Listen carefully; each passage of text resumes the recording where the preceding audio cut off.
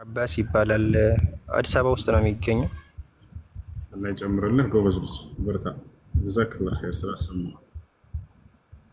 እሺ እኔም ጀዛ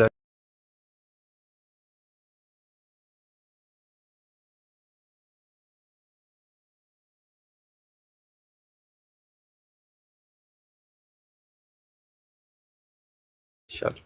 الله أكبر. الحمد لله الذي جعلني سببا لهذا الأمر العظيم. ለዚህ ለታላቅ ነገር አላህ ሰበብ ስላደረገኝ ለአላህ ምስጋና ይገባው። አላህ ይጨምርልህ ወንድሜ። አላህ ጀዛህን ይክፈልህ። ሌሎችን አስተምር። በጣም ትችላለህ። ጎበዝ ልጅ ነህ። አላህ ጀዛህን ይክፈልህ።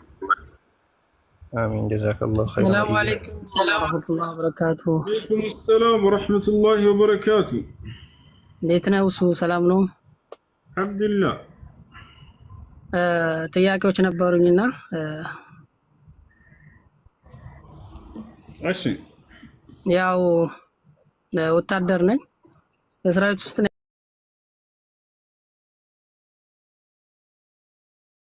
ያለሁትና አንዳንድ ነገሮች ያው ደዋን እከታተላለሁ። ያው በሌሎች ብዙ ነገር ስለተማርኩና ውስጤ ትንሽ ረብሾኛልና እስኪ በመጀመሪያ ሶላት ላይ አንዳንድ ሶላት ጀምሬያለሁ። ያው አንተን ደዋ ከሰማ በኋላ ነው እና ሶላቱ አይመቹም። ብዙ ጊዜ ውትድርና ውስጥ ግዳጅ ነው፣ የተለያዩ ነገሮች አሉና ህግጋቶችን ጠንቅቄ ስለማላውቃቸው በመጀመሪያ ጀማዕ እና ቀስር በሚሉት እነሱ ነው የምጠቀመው። ሁለተኛ ያው በገሃድ ሰራዊት ውስጥ ስለማይፈቀድ መስገድ አልቻልኩምና አንዳንዴ ቁጭ ብዬ ነው የምሰግደው። ቤት ውስጥ ጠባብና አጭር ቦታ ነው፣ በገሃድ መስገድ ስለማችል ቁጭ ብዬ የምሰግዳቸው ነገሮች አሉ። ያው በደዋ የሚፈቅዱ ነገር እንዳሉ አሉ። እንደገና ከላፎች ካሉ የምታርመኝ ነው። ሁለተኛ ጾም ላይም እንደዛው ጾም ላይም አልጾምኩ ማለት እችላለሁ እስካሁን። እና በአጠቃላይ የማያቸውና ካንተ የምሰማቸው ነገሮች እንደ አንድ ሙስሊም ራሴን ሳየው ትንሽ ረብሾኛልና ምን ትለኛለህ ነው። እና ቁርአንም አንድ ጁዝ አድርጌያለሁ ተሰነ ጀምሬ እና የከፈልኩ ነውና የምቀራው ያው ጊዜ ባሉ ጊዜ አጣብቤ ነው። እና ሰውም ሊያቀራ የሚችል ሰው ካለ አንተ ብታግዘኝ የሚል ነገር አለኝ። እና ያ አሁን ልጅ ብታቀራ ፋሪስ አንዴ ቤተና አንሳው እስኪ። ፋይዝ ነው የሚለው ፋይዝ አለ አለ። እስኪ ልጅ ለአላህ ስትል አጅርታለህ። አስቀረ በውስጥ ፎሎ አድርገውና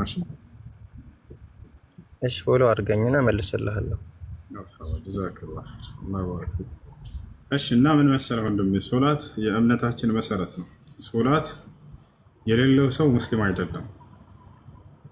ነቢያችን ሰለላሁ ዐለይሂ ወሰለም ሐዲስ ላይ ሲናገሩ ምን አሉ? አልዐህድ አለዚ በይነና ወበይነሁም አሶላህ ፈመን ተረከሃ ፈቀድ ከፈር አሉ። በእኛና በከሃዲያኖች መካከል ትልቅ የሚለየን ነገር ምንድን ነው አሉ? ሶላት ነው አሉ። ሶላትን የተወሰው በእርግጥም ከፍሯል፣ ከእስልምና ወጥቷል አሉ። ወቃለ ነቢዩ ሰለላሁ ዐለይሂ ወሰለም በይነ ረጁል ወበይነ ሽርክ ወልኩፍር ተርኩ ሶላት። በአንድ አማኝና በክህደት መካከል ያለው ልዩነት ሶላትን መተው ነው ብሎ ተናገሩ። ሶላትን ከተው በቃ ወደ ክህደት ዓለም ገብቷል ይሄ ሰው ብሎ ተናግረዋል። ዑመር ብን አልኸጣብ ረዲየላሁ ዐንሁ ምን አለ? ላ ሐظ ፊል ኢስላም ሊመን ተረከ ሶላት አለ። ሶላትን የተወሰው በእስልምና ውስጥ ምንም ድርሻ የለውም አለ። የለበትም በቃ በኢስላም ውስጥ። አላህ ስብሓነሁ ወተዓላ ሶላት የማይሰግዱ ሰዎች ወዴት እንደሚገቡ በሱረቱል ሙደሲር ላይ ሲናገር ማ ሰለከኩም ፊ ሰቀር ቃሉ ለም ነኩ ሚነል ሙሰሊን አለ። የጀሃነም ሰዎች ይጠየቃሉ፣ ምንድነው ጀሃነም ውስጥ እንድትገቡ የዳረጋቸው ሲባሉ ሶላት አንሰግድም ነበር ብለው ይመልሳሉ አለ። ይሄ ነው ነቢያችን ሰለላሁ ዐለይሂ ወሰለም በሐዲስ ላይ ታሪኩ ሶላህ ዩሕሸሩ መዐ ፊርዐውን ወሃማን ወቃሩን ወኡበይ ብን ኸለፍ አሉ። ሶላትን የተወሰው የትንሣኤ ቀን የሚቀሰቀሰው ከፊርዓውን ጋር ነው ብለዋል። ከፊርዓውን ጋር ተቀስቅሶ ከፊርዓውን ጋር አብሮ ጀሃነም ይገባል። ከፍርዓውን ከሃማን ከቃሩን ከኡበይ ብን ኸለፍ ከነዚህ ጋር ይቀሰቀሳል ብለዋል። ወቃለ ነቢዩ ሰለላሁ ዐለይሂ ወሰለም አወል ማ ዩሓሰቡ ቢሂ ልዓብድ የውም ልቅያማ አሰላት ፈመን ሐሱነት ለሁ ሰላቱሁ ወሐሱነት ለሁ ሳኢሩ አዕማሊሃ። አላህ የትንሣኤ ቀን የአማኝ ባሪያዎችን መልካም ስራቸው መጀመሪያ የሚያስብላቸው ከሶላታቸው ነው አሉ። ዘካ፣ ሐጅ ምናምን እነሱ ከዚያ በኋላ ነው የሚታዩለት። መጀመሪያ ሶላቱ ይታይለት ይላል አላህ ሱብሓነሁ ወተዓላ። ሶላት ያለውና ሶላት ያማረለት ሰው ሌላው ሁሉ ያምርለታል አሉ። ሶላት የሌለው ሰው ግን ሌላው አያምርለትም፣ ተቀባይነት የለውም ስራ። ነቢያችን ሰለላሁ ዐለይሂ ወሰለም ሶላትን አደራ እያሉ ነው የመጨረሻ ህይወታቸው ላይ የሄዱት። ቃለ ዓሊይ ረዲየላሁ ዐንሁ ቃለ ነቢ ሰለላሁ ዐለይሂ ወሰለም አሶላት አሶላት አሶላት ወማ መለከት አይማኑኩም። የአላህ መልእክተኛ ነቢ ሰለላሁ ዐለይሂ ወሰለም አደራ ሶላትን አደራ ሶላትን አደራ ሶላትን እያሉ ነው የሄዱት። ይሄ ነው ሶላት የጀነት ቁልፍ ነው። ቃለ ነቢ ሰለላሁ ዐለይሂ ወሰለም አሶላቱ ሚፍታሑል ጀና፣ ሶላት የጀነት ቁልፍ ነች አሉ። ጀነት መግባት የሚፈልግ ሰው በቀጣዩ ዓለም ይህን ቁልፍ ዛሬ በምድር ላይ መያዝ አለበት። እሱም ሶላት ነው። ሶላትን ካሰገረ ሰውየው ነገ የውመል ቂያማ ጀነት የሚገባበትን ቁልፍ አልያዘም። ወዴት ነው የሚሄደው ታዲያ ከተባለ ወደ ጀሃነም ነው የሚሄደው። እና አደራ ሶላትን ያ ጀማዓ፣ የፈለገ ሌላ ስህተት ላይ ልትሆኑ ትችላላችሁ። አደራ ግን ሶላትን የፈለገ ቢሆን እንዳትተው። ነቢያችን ሰለላሁ ዐለይሂ ወሰለም ሐዲስ ላይ ቃል ላ ተትሩክ ሶላተከ ሙተዓሚደን ፈመን ተረከ ሶላተሁ ሙተዓሚደን ፈቀድ በሪአት ሚንሁ ዚማ። አደራ ሶላትህን አውቀህ እንዳትተው አሉ። ሶላቱን የተወሰው ከአላህ ጋር ያለውን ቃል ኪዳን አጥቷል አሉ። ገብታችኋል? ከአላህ ጋር ምን ቃል ኪዳን አለን ከተባለ ሶላትን ጠብቆ ለሰገደ ባሪያዬ ጀነትን አስገባለሁ የሚል ቃል ኪዳን አለው። ነቢያችን ሰለላሁ ዐለይሂ ወሰለም ሐዲስ ላይ ሲናገሩ ምን አሉ? خمس صلوات افترض في اليوم والليلة افترضهن الله على العباد فمن أداهن فله عهد من الله بأن يدخله الجنة. በቀንና በሌሊት 5 አውቃት ሶላቶችን አምላካቸው አላህ በእናንተ ላይ ግዴታ አድርጓል አሉ። እነርሱንም ለጠበቀ ሰው ከአላህ ቃል ኪዳን አለው ጀነትን ሊያስገባው አሉ። ስለዚህ ሶላቱን የተወሰው ይሄን ቃል ኪዳኑን አጥቷል። ነገ ከአላህ ዘንድ ጀነት የሚገባበት ቃል የለውም ይሄ ሰው ብላ እና አደራ ሶላትን አደራ ሶላትን አደራ ሶላትን። ሶላት ነቢያቶች ሁሉ ሲፈጽሙት የነበረ ትልቁ የአምልኮ ስርዓት ነው። አላህ በሱረቱል አንቢያ የነቢያቶች ምዕራፍ ላይ ሲናገር ምን ይላል? ወጀዐልናሁም አኢመተን የህዱነ ቢአምሪና ወአውሐይና ኢለይሂም ፊዕለል ኸይራት ወኢቃመስ ሶላት። ሶላትን እንዲሰግዱ ትእዛዜን አስተላልፌላቸዋለሁ ነቢያቶችን እያለ ይናገራል። ማ ሚን ነቢይን ኢላ ወሁወ ይሰሊ፣ ማንም ነቢይ የለም እርሱ የሚሰግድ ቢሆን እንጂ። ነቢዩላህ ዒሳ ምን አለ ዓለይሂ ሰላም ወጀዐለኒ ሙባረከን አይነማ ኩንቱ ወአውሳኒ ቢሶላት፣ አምላኬ አላህ ሶላትን እንድሰግድ አዞኛል አለ ዒሳ። ይሰግድ ነበር። ነቢዩላህ ኢብራሂም ዓለይሂ ሰላም ከነዘሮቹ ይሰግድ ነበር። ረቢ ጀዐልኒ ሙቂመ ሶላቲ ወሚን ዙርየቲ አለ። ጌታ ያላህ ሆይ ሶላትን በአግባቡ ጠብቄ እንድሰግድ አድርገኝ፣ እንዲሁም ደግሞ ከዘሮችም አድርግልኝ አለ። ልጁ ኢስማዒል ይሰግድ ነበር። ወዝኩር ፊል ኪታብ ኢስማዒል እነሁ ካነ ሳዲቀል ወዕድ ወካነ ረሱለን ነቢያ ወካነ የእሙሩ አህለሁ ቢሶላት። ኢስማዒል ዓለይሂ ሰላም ቤተሰቦቹን አደራ ልጆቼ ሶላት ስገዱ እያለ ያዛቸው ነበር ይላል። ሙሳና ሃሩን ይሰግዱ ነበር። ቃለ ሱብሓነሁ ወተዓላ ወአውሐይና ኢላ ሙሳ ወአኺሂ አን ተበወአ ሊቀውሚኩማ ቢሚስረ ቡዩተን ወጀዐሉ ቡዩተኩም ቂብለተን ወአቂሙ ሶላህ። ወደ ሙሳና ወደ ሃሩን ራእይ ያስተላለፍኩኝ ይላል አምላክ አላህ። ሶላትን በአግባቡ ጠብቃችሁ ስገዱ የሚል ትእዛዝን እያለ ይናገራል። ስለዚህ ነቢያቶች ሁሉ ይሰግዱ ነበር። ገብታችኋል? እና ስለዚህ አደራ ሶላትን አደራ ሶላትን አደራ ሶላትን። የፈለገ ምድራዊ ስራ ላይ ብትሆኑ ያን ስራ አቋርጣችሁ መስገድ አለባችሁ። ሪጃሉን ላ ቱልሂሂም ቲጃረቱን ወላ በይዑን ዐን ዚክሪላህ ወኢቃመስ ሶላት አለ። ትክክለኛ የአላህ ባሪያዎች ሶላትን ከመስገድ ንግድም ሆነ ምድራዊ ሸቀጥ አያታልላቸውም፣ ምድራዊ ስራ አያታልላቸውም። ይሄ ነው እና የወንድማችን ጥያቄ በዚያ ሁኔታ ላይ ሳለ ይሰግዳል፣ ግን ቁሞ ለመስገድ አይችልም ከቦታው አንጻር።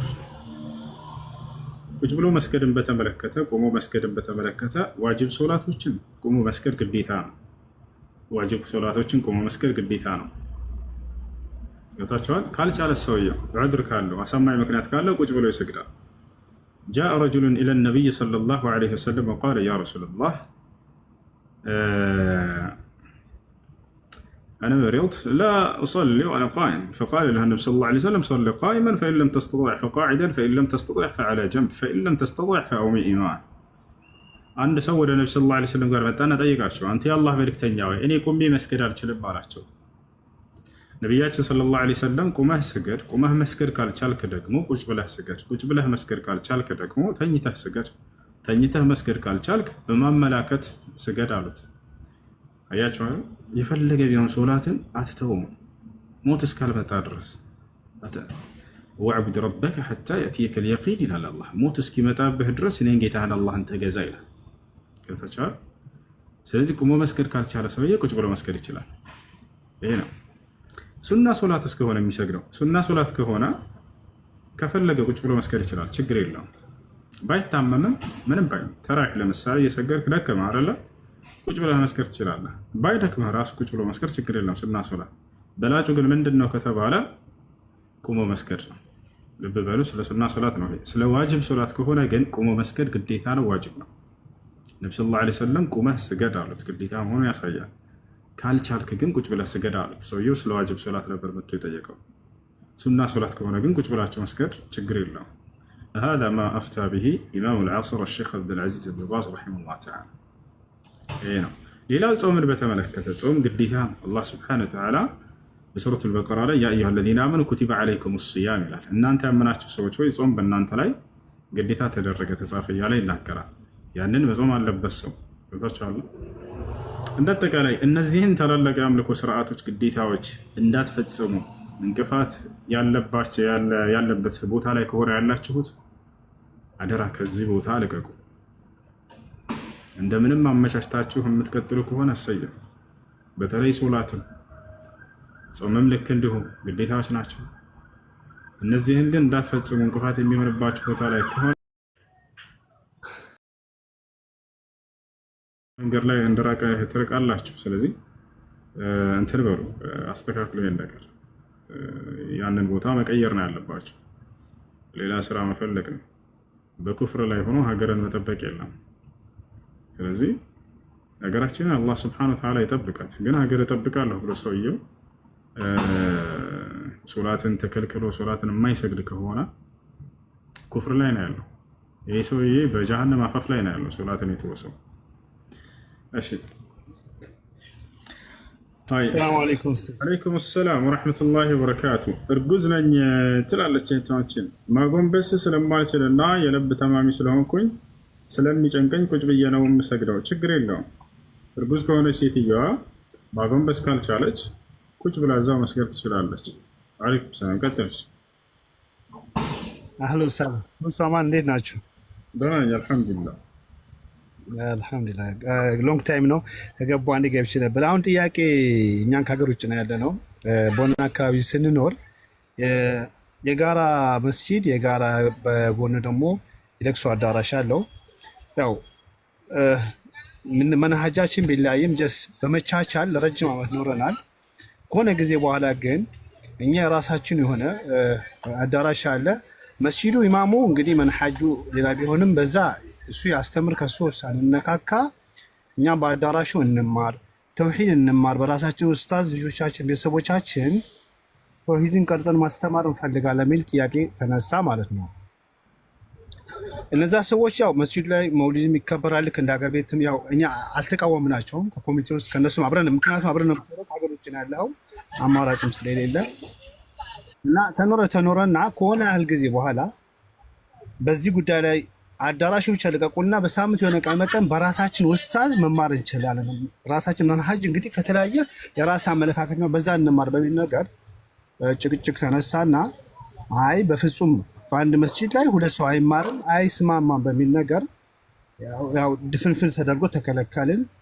ከዛ በኋላ ያው አላህ በሰጠን ነገር ተሰባስቦ ጀማው የሌላ ቦታ ሄዶ የራሱ መስጂድ ሰርቶ መስጂዱ እንትን አልቆ ተከፈተ። ሰሞኑን ያው እንግዶቹ እንግዳኛው ጋር ያሉት ደቡብ አፍሪካ ላይ ነው። እነ ኡስታዝ አብዱ መማ ቱርኪ ያሲን እንዳለ እዚህ ነበሩ። እነሱ ነው የከፈቱ መስጂዱ ራሱ። ስለዚህ በዛ ቦታ ላይ ትንሽ ያለ መግባባቶች አሉ፣ የቃላት ያለ መግባባት አለ። ሰዎች ወሃቢ ብሎ ካፊር የሚለው ቃል የተጠቀሙ ነው ሰዎቹ። እኔ እንዲሰሙ ነው በሚዲያ የምናገረው። እነዚህ ሰዎች አክፍረውናል። ኦልሬዲ ወሃቢ የሚለው ቃል ካፊሮች ናቸው እያሉ የተናገሩ ነው። ሰሞኑ ያው ሙፍቲ ሞቷል፣ በሳቸው ሞት እዚህ ለቅሶ ራሱ ተቀምጧል። 2 ቀን ምናምን እንትን ብሎ ዱዓ አድርጎ ምናምን ተነሳስቷል። ችግር የለም፣ በእኛ ፕሮግራም ቀን ነበረ። ያው በዛም ትንሽ ኺላፍ ነበር። አንዳንድ ያለመግባባቶች አሉ፣ ኃይል ቃላቶችም አሉ።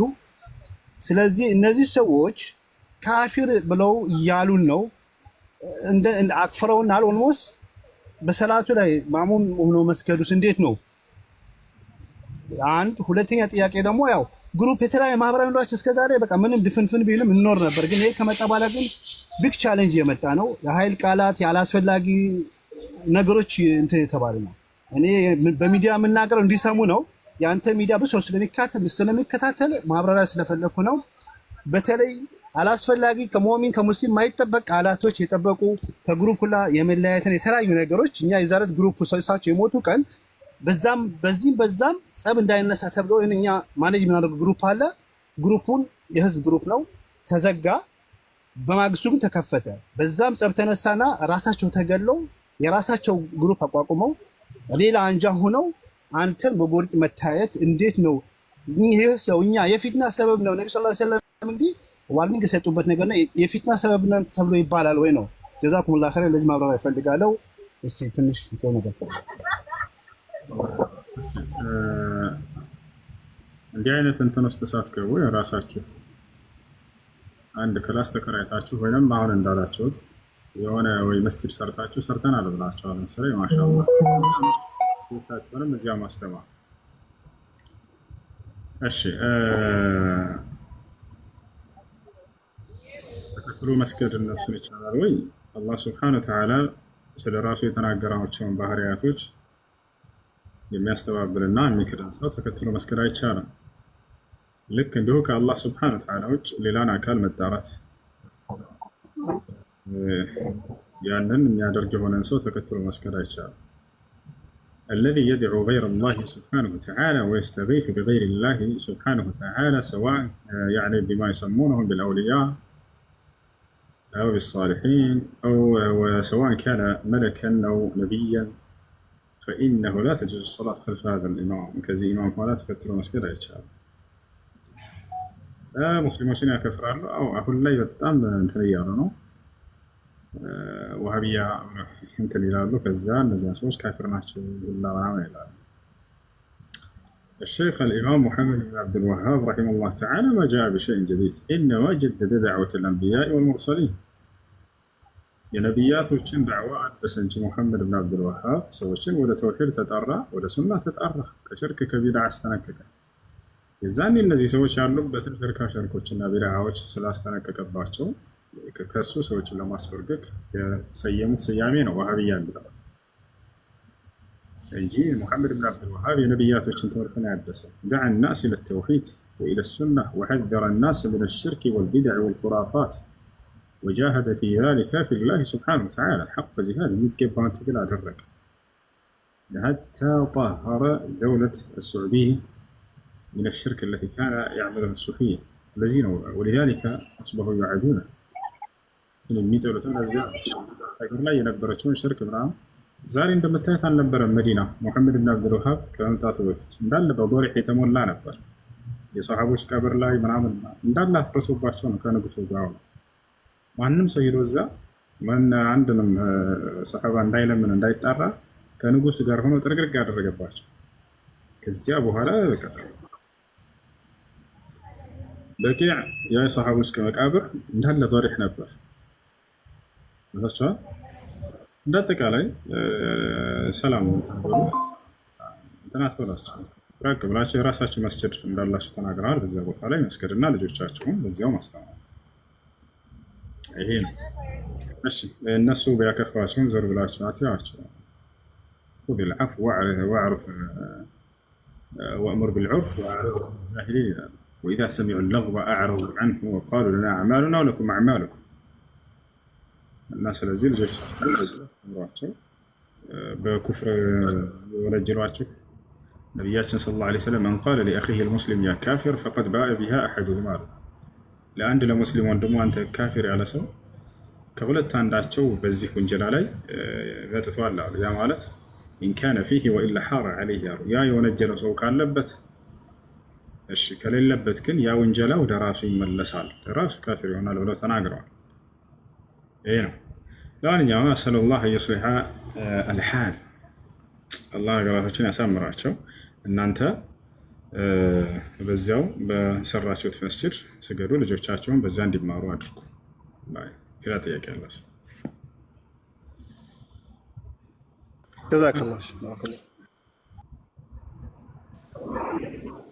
ሰላም እንዴት ነህ? ሰላም ነው አለ። እንዴት ነህ? ደህና ነኝ። እንዴት ነህ ዳኒ? አለሁ። ሁሉ ሰላም አለን አልሐምዱሊላህ።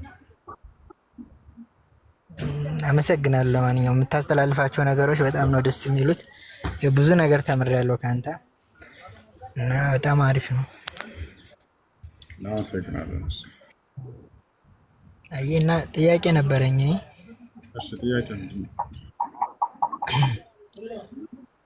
እኔ የምኖረው ባህር ዳር ነው እና ከቤተሰብ ጋር ነው የምኖረው። እንደዚህ ክርክር እየተነሳ እና የራሴን ጥናት እያደረኩ ነበር ማለት ነው። እሺ እና ያሲን ኑሮን ግን እሱ በቂ ነው ብዬ አላስብም። እኔ ቁርአን መቅራት እፈልጋለሁ፣ መስለም እፈልጋለሁ፣ ግን መንገዶች አልተመቻቹልኝም። በቃ እንዳሰብኩት እየተጓዘልኝ አይደለም እና ምን ትመክረኛለህ? አንድ ሰው መስለም ፈልጎ ግን ቤተሰቦችን ከነሱ የሚሰነዘርበትን አቋም ወይም የሚያንጸባርቁለትን አቋም ይፈራሉ። ይሄ ሰው ምን ማድረግ ነው ያለበት ወደሚለው ስንመጣ እንግዲህ ከሁሉ በላይ የፈጣሪ ትዕዛዝ ይቀደማል። ይህም ሁላችንም ልናምን ይገባል። የቤተሰቦቻችን ፍላጎት አለ፣ የጓደኞቻችን ፍላጎት አለ፣ የአካባቢያችን ሰዎች ፍላጎት አለ። የአምላክ ደግሞ የት ነው መቀደም ያለበት? የአምላክ ትዕዛዝ ነው። ምክንያቱም እኛ የእርሱ ነን። የፈጠረን ዓላማ እርሱን በብቸኝነት እንድንገዛ ነው። ቤተሰቦች ሌላ ከሆነ ፍላጎታቸው የእነሱ ፍላጎት እዚህ ጋር ከአምላክ ጋር ሊወዳደር አይችልም። ነቢዩ ሙሐመድ ሰለላሁ ዐለይሂ ወሰለም ሲያስተምሩ ምን አሉ? ላ ጣዕተ ሊመክሉቅን ፊ ማዕሲየት ልኻሊቅ አሉ። ፈጣሪን በማመፅ ፍጥረታቱን መታዘዝ አይቻልም፣ ቤተሰብም ቢሆን አሉ። የፈጣሪ ትእዛዝና የቤተሰብ ትእዛዝ ቢጋጭብን የፈጣሪ ትእዛዝ ይቀደማል። እርግጥ ነው ያ ነገር ዋጋ ያስከፍላቸዋል። ከቤተሰብ ሊያገሏቸው ይችላሉ፣ ሊያባሯቸው ይችላሉ። ያን ሁሉ ግን ሰው ለፈጣሪው ትእዛዝ ሲል መቋቋም አለበት። ገብታችኋል? አብርሃምን ታውቀዋለህ? ምናልባት ኢብራሂም ዓለይሂ ሰላም አባቱ ጣዖት አምላኪ ነበር። አባቱን አስተምረው፣ አባዬ ከዚህ ከባዕድ አምልኮ ውጣ ተመለስ አለው። ግን አባቱ መጨረሻ ላይ ለኢን ለም ተንተሂ ለአርጁመነከ አለው። አብርሃም ሆይ ወደዚህ አንዱን አምላክ በብቸኝነት ተጣራ እያልክ የምትጠራኝን ነገር እንዲሁም እነዚህ አማልክቶቼን እንድተው የምትከለክለኝን ነገር ካላቋረጥክ በቃ እደበድብሃለሁ አለው። ለአርጁመነከ እቀጠቅጥሃለሁኝ አለው። ወህጁርኒ መሊያ ራቀኝ ከዚህ አለው። ከዛ አባቱ ወአዕተዚሉኩም አለ ኢብራሂም፣ እኔስ እርቅሃለሁኝ እንደሱ ከሆነ አለው። ወማ ተድዑነ ሚን ዱኒላህ፣ ከአምላኬ ከአላህ ውጭ ሌላ የምትጠራቸውን አካሎችንም እርቃቸዋለሁ። ወአድዑ ረቢ፣ ጌታዬን አንዱን አምላክን አላህን በብቸኝነት እያመለኩኝ ይኖራለሁኝ አለ። ይህ ነው የማንኛውም ሰው አቋም ሊሆን የሚገባው። ኢብራሂም አርአያችን ነው። ለቀድ ካነ ለኩም ፊ ኢብራሂም ወለዚነ መዐሁ እያለ አላህ ሱብሓነሁ ወተዓላ ይናገራል። ለቀድ ካነ ለኩም ኡስወቱን ሐሰነቱን ፊ ኢብራሂም ወለዚነ መዐሁ፣ በእርግጥም በኢብራሂምና ከነዚያ ከእርሱ ጋር ያሉት ሰዎች የእነርሱ ስራ ለእናንተ እንደ ተምሳሌት እንደ አርአያ የሆነ እያለ አላህ ሱብሓነሁ ወተዓላ ይናገራል። ስለዚህ የቤተሰቦቻችን ፍላጎትና የፈጣሪ ፍላጎት ሊጋጭብን የፈጣሪ ፍላጎት ነው መቀደም ያለው። ምክንያቱም እዚህ የመጣ ነው እርሱን ልንገዛ ነው። አላህ በቁርአን ላይ ለምን ዓላማ እንደፈጠረ ሲናገር ወማ ኸለቅቱል ጂነ ወልኢንሰ ኢላ ሊያዕቡዱን አለ። ሰዎችንም ሆነ ማንኛውን ፍጥረት ጋር ቢሆን እኔም በብቸኝነት እንዲገዙ እንጂ ለሌላ ዓላማ አልፈጠርኳቸውም። ስለዚህ ሰው ለተፈጠረው ዓላማ ነው መኖር፣ የፈጣሪው ትእዛዝ ነው መኖር ያለው። ያ ነው። እሺ ይበልጥ ስለ ኢስላም እንዲያስተምሩ ይህን ልጅ ከታች ያሉትን ልጅ ፎሎ አድርጎ ቁርአን ያስተምረሃል። እንዲሁም እስላማዊ ትምህርቶችን ሐዲሶች የምትማሩበት ኩሪኩለም ያገናኘሃል። እንደሱ አድርግ።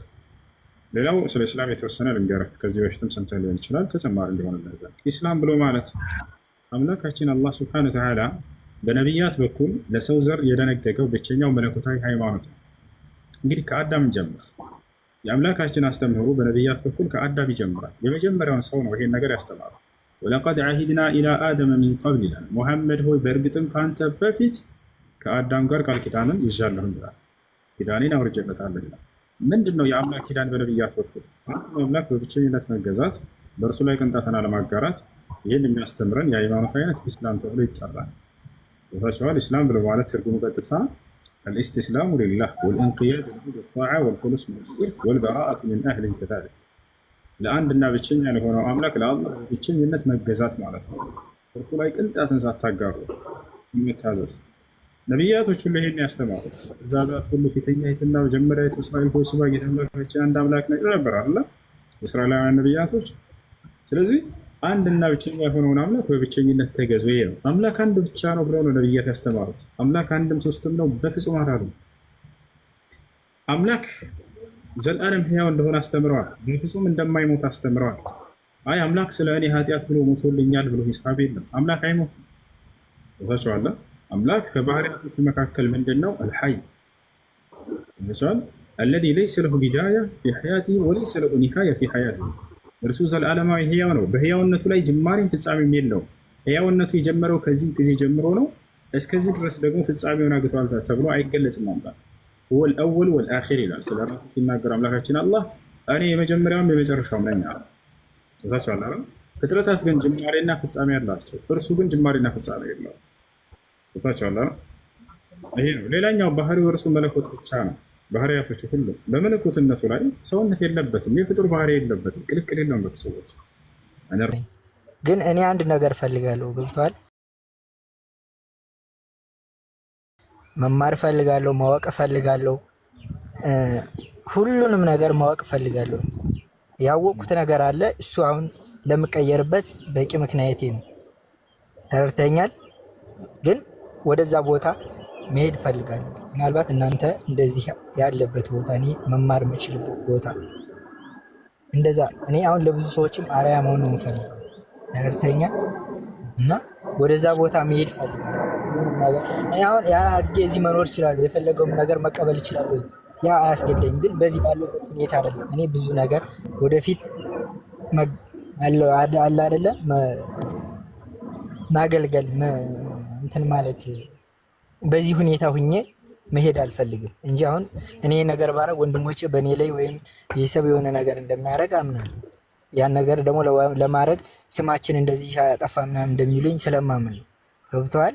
እኔ ግን አሁን ባለውበት ሁኔታ ሳይሆን ለብዙ ሰው አርአያ ሁኜ ተገዝቼ በደንብ አውቄው ማለት አሁን ያሳለፍኩት ነገር ራሱ በጣም የሚቆረቁረኝ ታውቃለህ።